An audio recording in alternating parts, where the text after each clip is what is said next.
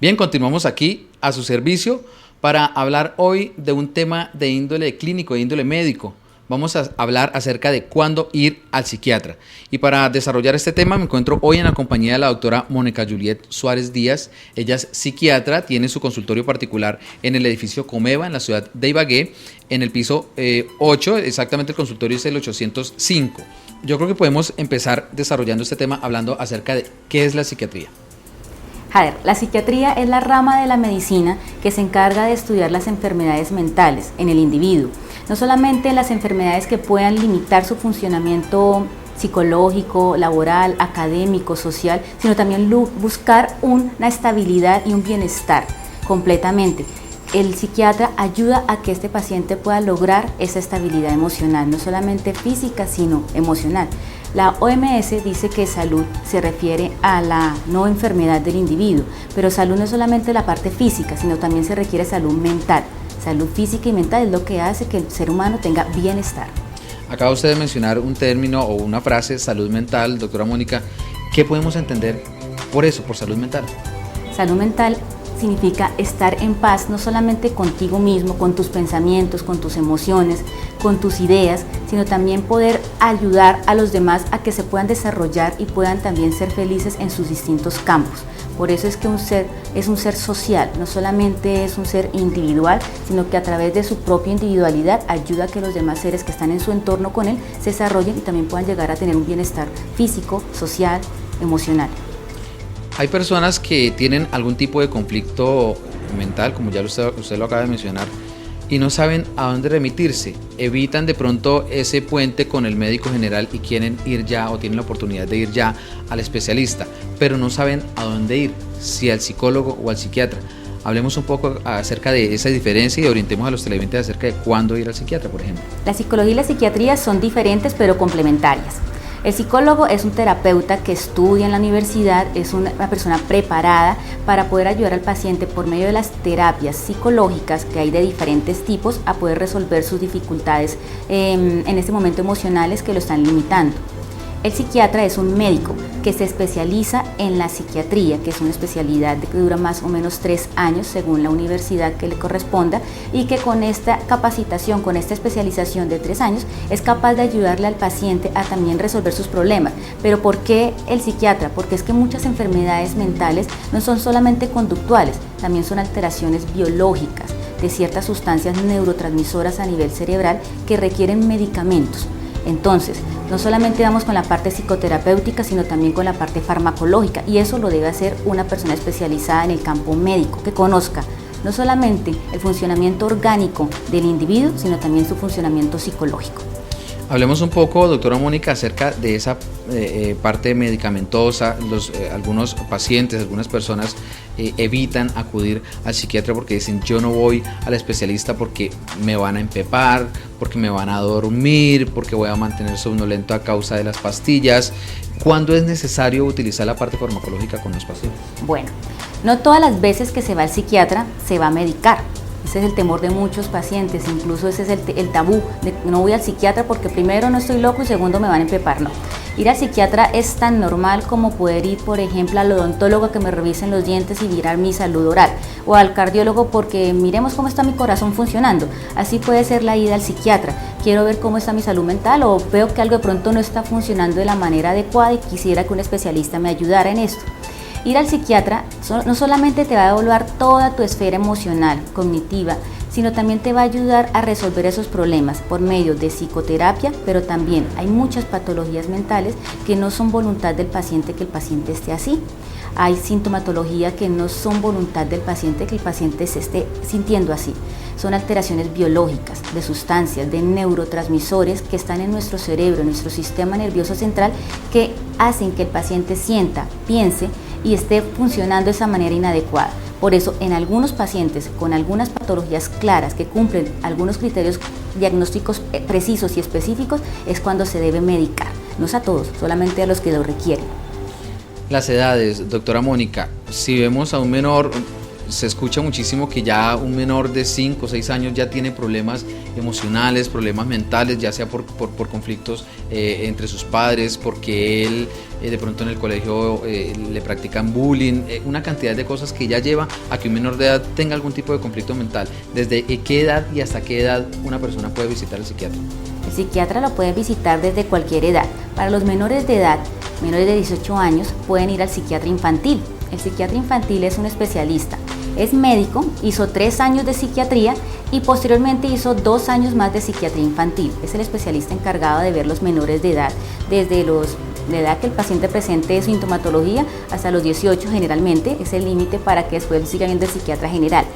Generalmente en los niños las patologías son más acompañadas por su entorno familiar, entonces nos toca indagar, investigar, evaluar cómo es el entorno familiar de este paciente, cómo es su funcionamiento no solamente en la casa sino en su colegio, en sus zonas de recreación social, y ahí sí ya llegaríamos a un diagnóstico y por lo tanto a un tratamiento, que vuelvo y repito, no siempre es farmacológico. En la parte de los adultos, muchas veces decimos, yo tengo dificultades porque no he podido manejar mi ira, porque tengo una tristeza pero no sé si es normal que ya lleve tanto tiempo así, o simplemente hay emociones que me cuesta expresar y no es lo mismo expresarlas a un amigo, a un familiar, que a alguien imparcial y profesional que te ayude a ver de una manera mucho más objetiva y clara la situación que te está atormentando y que obviamente te ayude a lograr una solución a estos problemas. Volvemos al tema de creer, de tener ese concepto de que visitar o quienes visitan al psiquiatra es necesariamente las personas mal llamadas locas. Entonces algunas personas dicen, es que yo no digo incoherencias, es que yo no boto las cosas, es que a mí no se me da por tirármela a un carro, o no me ha dado todavía por quitarme la vida, no necesito ir al psiquiatra. Necesariamente un paciente que visita al psiquiatra debe estar en esas condiciones o debe estar en unas condiciones diferentes. Pues muy buena pregunta, Jader, no necesariamente. Pongo muchos ejemplos.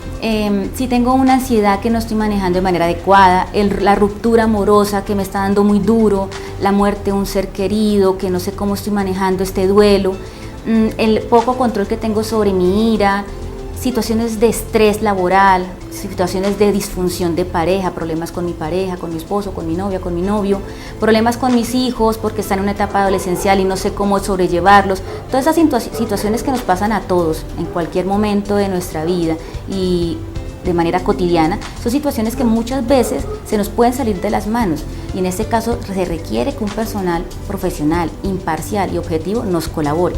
Entonces aquí es donde podemos nosotros empezar a trabajar junto con ese paciente para lograr una mejoría, no solamente de su parte y estabilidad emocional, sino también que fíjate que si mejora él, también va a mejorar su entorno. Y es precisamente esa la inquietud que tengo para trasladarle, doctora Mónica. Muchas veces el paciente dice, bueno, yo me someto a ir al psiquiatra, pero es que resulta que él está rodeado de una cantidad de personas que pueden ser o su propia familia o su núcleo de compañeros, de amigos. ¿Hasta qué punto influye ese núcleo que enlaza a esa persona como para que él deba ir al psiquiatra?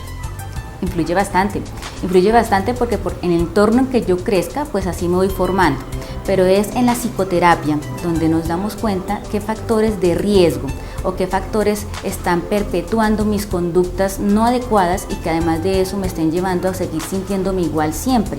Entonces cuando ya empieza uno a tener mayor capacidad de crítica de lo que me está pasando, de qué me está generando eso, de cómo puedo cambiarlo, es donde también empiezo a cambiar no solamente yo, sino que empiezo a cambiar ciertos factores que no me están ayudando a ser un mejor ser humano o a estar mejor con mi misma situación, con mis mismos pensamientos, con mis mismas emociones. ¿Cuál es el papel que desarrolla o que entra a ser parte la familia, por ejemplo? Porque el paciente viene al psiquiatra, pero si llega a la casa y no tiene la ayuda que requiere para poder salir adelante, pues es muy difícil. ¿Qué tan importante es la ayuda de la familia? Bastante.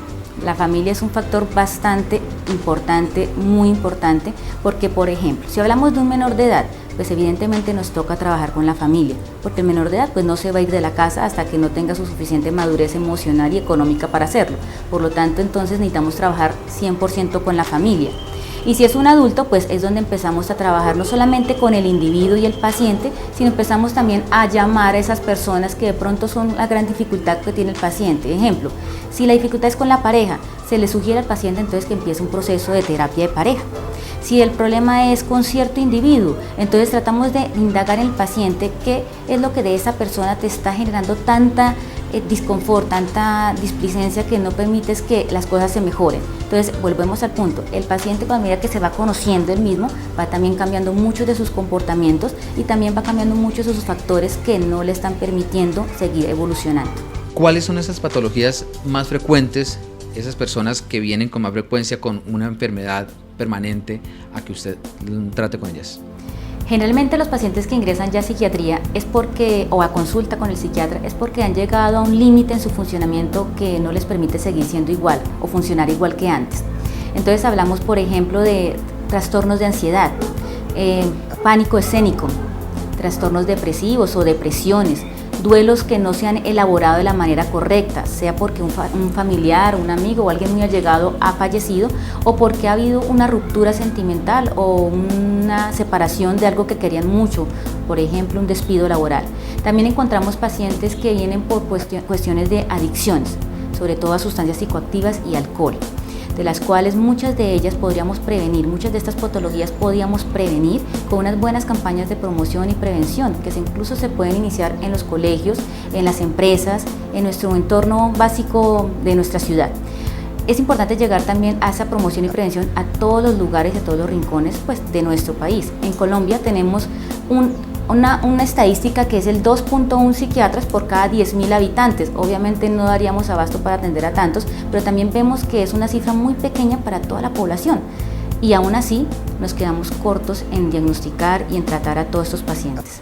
Usted menciona ahorita dentro de las patologías más frecuentes, mencionó así de vuelo de pájaro el suicidio. ¿Qué podemos mencionar frente a esa patología que hoy por hoy se ha presentado tanto y que aquí en Ibagué pues últimamente se ha presentado muchísimo ese caso? Incluso en la revista Estamos a su servicio, que también hace parte de este programa, trabajamos un tema acerca del suicidio, de que un lugar muy frecuente y muy apetecido por aquellas personas que quieren realizar este acto, y es el puente de la variante. ¿Qué podemos mencionar frente al suicidio y el trabajo que hay que hacer con ellos? El suicidio es una acción de autoagresión, no necesariamente es por una depresión. Muchos creen es que está tan aburrido que se fue a matar. Muchos de esos suicidios o intentos de suicidio son resultados de una impulsividad que no se midió a tiempo y que por lo tanto en un acto sin pensar lo hace. Otros obviamente es por manejo de situaciones no de la manera más adecuada, lo cual la solución lo ven como es quitarse la vida. Todas estas situaciones se pueden prevenir de la manera adecuada si podemos, digamos, en cierta manera educar a la población de cuáles son los síntomas que yo veo que no son normales, que no son los adecuados y que fuera eso me están impidiendo funcionar. Si yo veo que empiezo a tener una disminución de mi trabajo, una disminución de mi productividad académica, de mi productividad laboral, que no empiezo a tener la misma capacidad de concentración en mis actividades de siempre y que además ya las actividades que hacía con gusto ya no las hago, que tengo una dificultad para poderme comunicar con el otro en mis relaciones interpersonales y que fuera de eso tengo una tristeza que me invade y que ya no quiero ni levantarme de la cama. Oye, no debo esperar a que eso siga avanzando, es donde tenemos que ir a buscar ayuda profesional. El suicidio desafortunadamente ha ido creciendo porque no hemos puesto atención a estos síntomas y simplemente los llamamos como, se le va a pasar, eso es una cuestión de tiempo, dejemos que ver cómo evolucionan las cosas. Las cosas también hay que ponerles cuidado a tiempo para evitar esas cosas tan desastrosas como es un suicidio. Y es precisamente eso una parte del trabajo de prevención, ¿no? Hablando del núcleo familiar, ¿cómo un padre de familia debe prevenir una situación de problema de salud mental con su hijo para evitar que llegue el psiquiatra? Desafortunadamente en nuestras familias cada vez que la tecnología o el poco tiempo de compartir con nuestros hijos hacen que esa comunicación cada vez sea mucho más espaciada y poco realmente productiva. Entonces nos limitamos a que los hijos vayan a buenos colegios o que estén estudiando, pero realmente no es suficiente, es comunicarnos con ellos. La comunicación es la base de todo.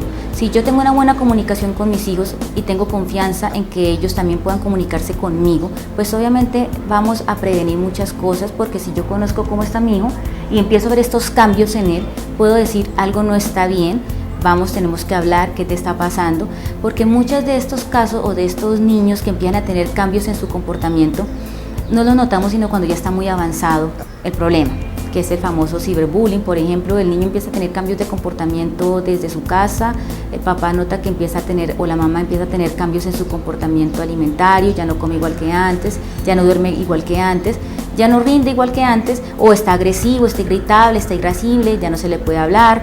Todos los cambios empieza uno a notarlos en nuestro hijo. Oye, él no era así, empezó a cambiar, algo está pasando, es un signo de alarma que me dice qué hay que hacer. Entonces, si yo tengo una buena comunicación con mi hijo, pues evidentemente él podría decirme qué le está pasando y así mismo podríamos hallar una solución al problema. Los niños son una proyección de nosotros. Si nosotros somos abiertos para que ellos nos hablen y también podernos comunicar, ellos también van a hacer lo mismo con nosotros y eso requiere tiempo para nuestros hijos y no solamente limitarnos a que les demos las cosas que requieren, sino también la calidad que le demos y eso requiere tiempo, cariño, amor. Bien, doctora Mónica, pues muchas gracias por aceptar la invitación del programa y finalmente demos esas recomendaciones a los televidentes frente a ese tema de cuándo ir al psiquiatra. Podemos ir al psiquiatra en cualquier momento, no necesariamente cuando ya estemos al borde de una locura, sino también cuando veamos que hay síntomas que no estamos modulando de manera adecuada. El estrés, la ansiedad, la depresión, ciertas conductas que no estamos manejando y que fuera de eso nos están impidiendo relacionarnos de la mejor manera con el otro, es para poner mucho cuidado y para hacernos una evaluación interna de hasta dónde realmente lo puedo manejar yo o si realmente necesito ayuda a un profesional. Ir a un profesional, sea psicólogo, sea psiquiatra, no significa que seamos débiles, simplemente significa que necesitamos ayuda. Así como vamos al odontólogo a que nos revisen los dientes o al cardiólogo para que nos mire el corazón, también es bueno ir al psiquiatra para que nos mire cómo está nuestra salud mental. Doctora Mónica, muchísimas gracias. Gracias a ti, Jader, muy amable.